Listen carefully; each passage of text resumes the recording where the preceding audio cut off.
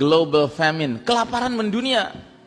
40 hari 40 malam dunia diselimuti oleh kabut asap, matahari bersinar nggak bisa menyentuh tanah. Akibatnya tanaman, tumbuhan, pohon nggak menghasilkan. Makanya ada dalil mengatakan jika kalian sudah melihat bintang berekor di bulan Ramadan, siapkan makanan sekuat kemampuan kalian. Jadi bintang berekor itu diantara dalilnya mengisyaratkan jatuhnya di bulan Ramadan. Maka mulai sekarang kalau Ramadan akan tiba, tidak sekedar perasaan gembira yang harus ada dalam diri kita, tapi juga perasaan waspada. Jangan-jangan Ramadan ini jatuhnya bintang berekor. Kita tidak tahu kapan jatuhnya, tetapi kalau melihat tanda demi tanda yang bermunculan, it seems to be very close. Kelihatannya sudah dekat sekali jadwalnya. Dan kelaparan mendunia ini berakibat kepada apa? Orang berebut makanan, Pak. Sampai apa? Sampai saling berbunuhan, killings ya. Al-haraj kata Nabi, saling berbunuhan, memperebutkan makanan. Nah, yang lebih tidak pernah kita duga-duga lagi adalah dampak yang kelima. Terjadinya shutdown of modern technology. Teknologi modern ini berhenti beroperasi, Pak. Kenapa? Ya karena batu besar jatuh dengan kecepatan tinggi, bergesekan dengan udara, tentu menimbulkan induksi besar-besaran. Yang orang barat katakan akan terjadilah fenomena EMP, electromagnetic pulse. Ya, semua benda-benda kelistrikan macet, tidak bisa berguna lagi. Bahkan ahli fisika mengatakan tumbukan batu besar dengan tanah akan menyebabkan zat-zat tertentu sifatnya berubah. Misalnya besi, berubah zatnya menjadi lengket. Sehingga instrumen-instrumen yang terbuat dari besi yang sedikit rumit saja tidak bisa dipakai lagi. Contohnya sepeda, rantainya besi, gearnya besi, nggak bisa dipakai lagi. Bedil, pelatuknya besi, pelurunya besi, nggak bisa dipakai lagi. Dan ini yang dikatakan Nabi sampai 3 kalimat diulang-ulang dalam hadis riwayat Muslim, hadisnya sahih. Nabi bersabda, wa'udtum min haitsu bada'tum wa'udtum min haitsu bada'tum wa'udtum min haitsu bada'tum.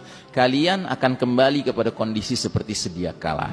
Kalian akan kembali kepada kondisi seperti sedia kala. Kalian akan kembali kepada kondisi seperti sedia kala. Sewaktu Nabi dahulu menyampaikan kepada para sahabat nggak ngerti.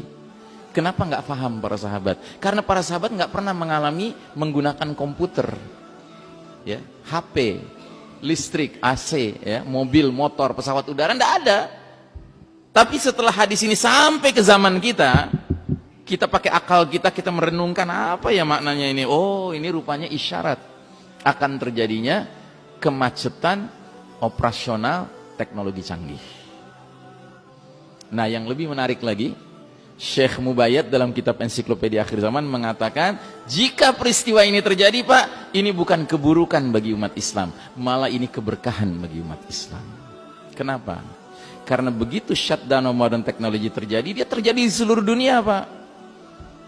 Akibatnya umat Islam bisa istirahat dari perlombaan mengejar ketertinggalan barat kafir di bidang teknologi. Sebuah perlombaan yang pada hakikatnya nggak akan pernah kita menangkan, Pak.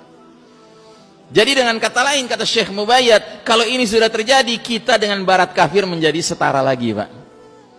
Kita mulai dari 00 lagi, kayak ngisi bensin ya. Petugas bensinnya pasti bilang kan 00 ya, Pak. Gitu ya. Dengan syarat kita sudah latihan, sudah persiapan. Persiapannya apa? Sederhana. Hadis Nabi sudah kita dengar dari dulu, didiklah anak kalian memanah, berkuda dan berenang. Ya. Dan kita menafsirkan hadis ini harus apa adanya. Jangan sok modern menafsirkannya. Ustadz, itu bukan benar-benar memanah, Ustadz, belajar nembak. Padahal nanti nggak bisa pakai bedil, Pak. Padahal nggak ada hadisnya yang menyebutkan nanti Al-Mahdi perangnya pakai AK-47, pakai M16, nggak ada cerita itu.